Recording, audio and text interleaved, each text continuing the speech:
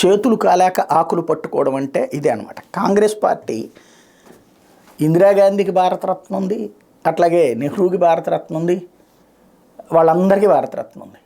మరి మిగతా వాళ్ళు ఏమైపోయారు?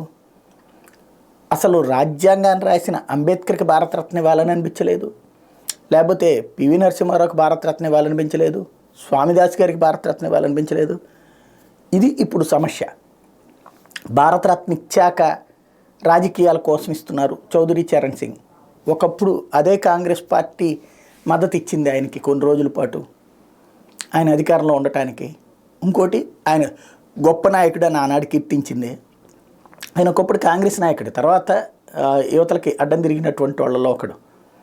కానీ స్వామినాథన్ గారికి ఏమన్నా రాజకీయ ఓట్లు వస్తాయా అందులో? లేకపోతే చౌదరి చరణ్ సింగ్కి భారతరత్న ఇస్తే ఓట్లు వస్తాయా?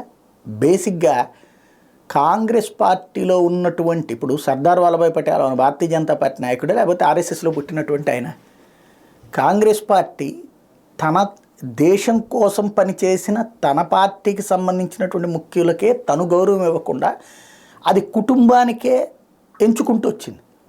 దాన్నే ఇప్పుడు తవ్వి తీస్తోంది భారతీయ జనతా పార్టీ. అదే ఇప్పుడు వాళ్ళకి తగులుతోంది. దాని చుట్టూ రాజకీయ కథ అల్లుకుంటున్నారు.